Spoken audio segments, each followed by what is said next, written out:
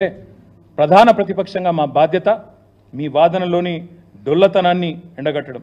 ముఖ్యమంత్రికి నిజంగా దమ్ముంటే ఆయన నా సవాల్ స్వీకరించాలి. Let him accept this challenge.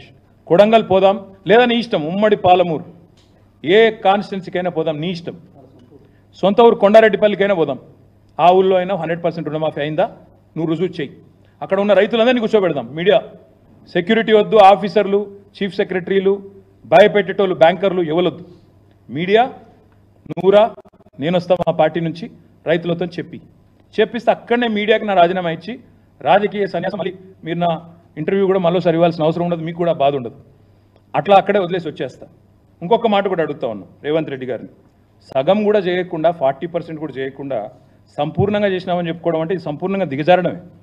ఇంతకంటే నీతి బాహ్యమైన పని ఇంకోటి ఉండదు. వాళ్ళ రుణమాఫీ కాలేదు, వాస్తవం.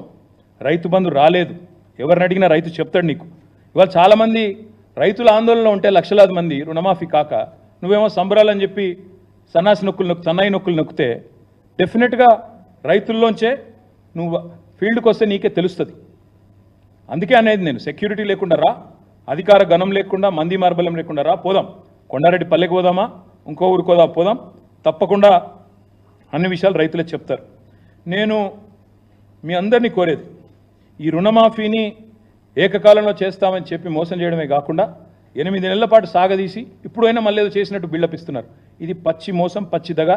ముఖ్యమంత్రి మీద చీటింగ్ కేసు పెట్టాలి. నిజానికి రైతులను మోసం చేసినందుకు చీటింగ్ కేసు పెట్టాలి. తప్పకుండా ఆ పని కూడా రైతులు చేస్తారని నేను అనుకుంటా ఉన్నా.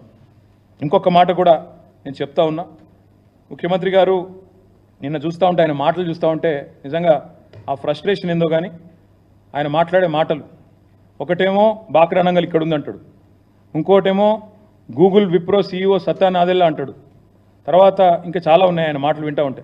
నాకైతే ఆయన మానసిక సంతులనం మీద అనుమానం ఉంది. ఆయన కుటుంబ సభ్యులకు కూడా నేను విజ్ఞప్తి చేస్తూ ఉన్నా, ఆలోచించుకోండి.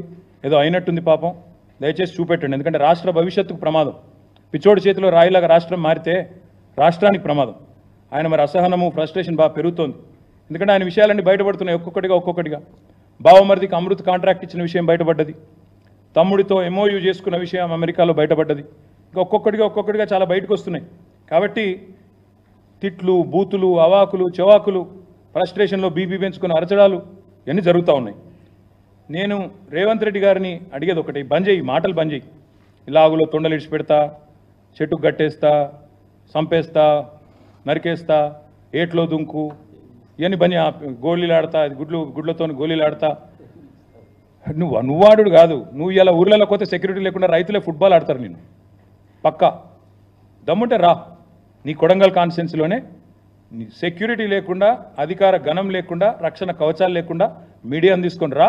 నిజంగా రుణమాఫీ అయిందా లేదా రైతులను అడుగు, వాళ్ళే చెప్తారు. ఇంకొక మాట కూడా నేను అంటా ఉన్నా, ఇంత దివాలా కోరు ముఖ్యమంత్రి, ఇంత దిగజారుడు రాజకీయం. నేను హరీష్ రావు గారు ఏమన్నాడండి? హరీష్ రావు గారు నిన్ను 15 ఆగస్టు లోపల రుణమాఫీ చెయ్యి, 6 గ్యారంటీలు అమలు చెయ్యి, 100 రోజుల్లో చేస్తా అన్నావు, చెయ్యి, చేస్తే నేను రాజీనామా చేస్తా అన్నాడు.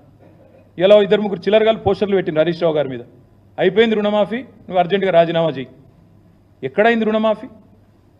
చెప్పి చూస్తా, ఏ ఊర్లోకి వచ్చి చెప్పిస్తారో చెప్పండి. కాంగ్రెస్ వాళ్ళు ఎవరు వస్తారో రండి.